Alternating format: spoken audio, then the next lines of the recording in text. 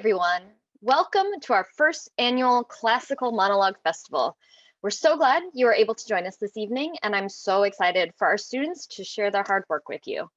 My name is Alicia Greene. I am the Director of Education at A Noise Within Theater, and education is central to our mission, and I am so proud to be able to provide students with the opportunity to experience and participate in theater, even though it looks a little bit different right now. Our Noise Within Education programs typically serve upwards of 18,000 students through student matinees and evening weekend performances, in-class and online workshops, our Young Adult Council in this Monologue Festival, as well as free professional development sessions for our educators. This evening, you will see our top 5 students perform their monologues, as well as describe why they think this play is important to them, to the world, and why it is considered a classic. It was incredibly difficult work to narrow it down to these final 5 students, as all of our submissions were truly impressive. And I was honestly just blown away at the talent of so many young people. So without further ado, starting off our night, we have Eamon from LaSalle High School performing as Moon from The Real Inspector Hound by Tom Stoppard. Enjoy. It will follow me to the grave and become my epitaph. Here lies Moon, the second string. Where's Higgs? Oh, sometimes I dream of revolution, a bloody coup d'etat, by the second-rank troops of actors, slaughtered by their understudies. Magicians, sawn in half by indefatigably smiling glamour girls. Cricket teams, wiped out by marauding bands of 12th men. Dream of champions, chopped down by rabbit-punching sparring partners, while eternal bridesmaids turn and rape the bridegrooms over the sausage rolls. And parliamentary private secretaries plant bombs in the minister's humbug. Comedians die on provincial stages, robbed of their feeds by mutely triumphant stooges, and march an army of assistants and deputies, second-in-commands, the runners-up, the right-hand men, storming the palace gates wherein the second son has already mounted the throne, having committed regicide with the croquet mallet. Stand-ins of the world, stand up! Sometimes I dream of Higgs. Hello, my name is Eamon, and I hope you enjoyed the monologue. I think this play, The Real Inspector Hound by Tom Stoppard, is critically important. The play centers around 2 critics viewing a play, and eventually they get involved in the action. I believe this is a reflection of the events of this past year. The year of 2020 has had much action and chaos, as much action and chaos as a theater production. I would find myself viewing the news as if it were a play. I relate to this play because oftentimes, as I'm sure many of us have, I would feel myself getting involved in the current events, just like the critics in The Real Inspector Hound were sucked into the play they were reviewing. This monologue personally speaks to me because I think it's important for every type of person in the world to have equal opportunity, and that as a society we need to work on stopping the marginalization of different groups. My character Moon is frustrated from being overshadowed by his counterpart Higgs and goes on a rant about how the understudies of the world should rise up. So ultimately this play and monologue are stories of different perspectives and powerful messages that I believe will be relevant for a very long time. Thank you. Thank you, Eamon. That was brilliant. I would do that in a British accent, but I truly can't. That is an impressive talent. Thank you so much. And up next, from Los Angeles County High School of the Arts, we have Eve Mori performing Emily's monologue from Thornton Wilder's Our Town. But first, wait. One more look. Goodbye. Goodbye, world. Goodbye, Grover's Corners. And Mama. And Papa. Goodbye to clocks ticking and Mama's sunflowers and food and coffee and new iron dresses and hot baths. Oh, and sleeping and waking up.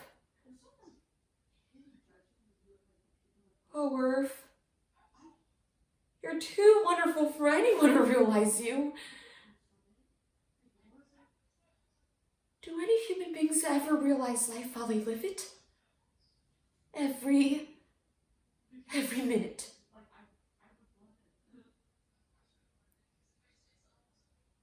I'm ready to go back. I should have listened to you. That's all human beings are. Just blind people. Thank you. This monologue personally speaks to me because I oftentimes forget how fortunate I am. For example, during this whole quarantine, I was complaining so much about how it was so unfair that we had to go through this. But then I realized, even during these times, I, as well as my family, are able to stay healthy. I have a school I can attend through online. I have friends I can talk to, and I'm still able to do what I love the most, which is acting, and have auditions like these. This whole monologue and play really teaches us that there is so much good and beautiful stuff around us, and that we should take a moment to acknowledge them, and that those beautiful things should never be taken for granted, never be forgotten, and that we should always be thankful for. Thank you. What an incredible performance. Thank you so much, Eve. Next, we have Danielle Campos from Alverno Heights, who will be portraying Helena from Shakespeare's A Midsummer Night's Dream.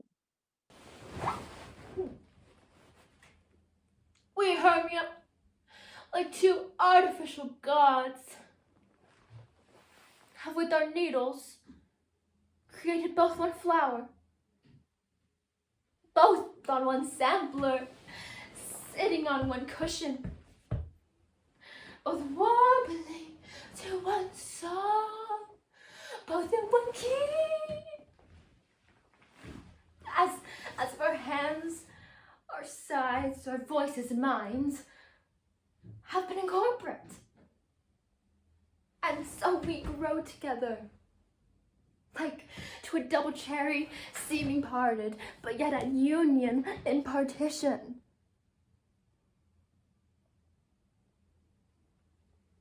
Thank you. In preparation for this scene, I studied the backstory of the play as well as the character Helena. I wanted to create a scene that was as modern, comical, and realistic as possible. Both the play and monologue relate and speak to me by letting me know that love wins above all and brings happiness, which is something I have struggled with, especially during this past year. I believe this play will continue to be relevant because, like all of Shakespeare's plays, they relate to modern society. Love is something that we as people struggle with, and A Midsummer Night's Dream is a perfect example of what it is to be human. That was truly magical. Thank you so much, Danielle. Now we have Quinn Rizco of Capo Valley High School performing as Rulon Stacy from the Laramie Project by Moises Kaufman. Then, we start getting people writing us letters and sending us emails, and generally they were very kind, but I did get this one. This, one guy, he did write to us and said, "Do you cry on TV like a baby for all your patients or just the faggots?" And as I told you, homosexuality is not a lifestyle which I agree with, but getting thrown into this, I guess I didn't understand the magnitude with which some people hate. So the Laramie Project is actually a show I've been able to work very closely with. I actually directed a production of this show through my school, and one of the topics addressed in the show that I personally tried to highlight through my production is the idea of hate, and how hate is not something of the past. We, sadly, as a society, do kind of silence hate, and because of this, we aren't able to really acknowledge it and change that. And it's because of the silence that nothing is getting changed. Nothing new is going to happen if we keep not acknowledging it. And I think we do need to start acknowledging it, do need to start recognizing it, because that in turn will influence change for the future. And we've seen this in recent months with the Black Lives Matter movement, and I think we need to start acknowledging what's wrong with our society and not trying to glamorize it and say that we're all perfect and everything's fine, when in reality, that's far from the truth. Thank you so much for your time. That was exceptional. Thank you so much, Quinn. Last but not least, and finishing our night off, we have Claire Cook from Alverno Heights with her rendition of Rosencrantz from Tom Stoppard's Rosencrantz and Guildenstern Are Dead.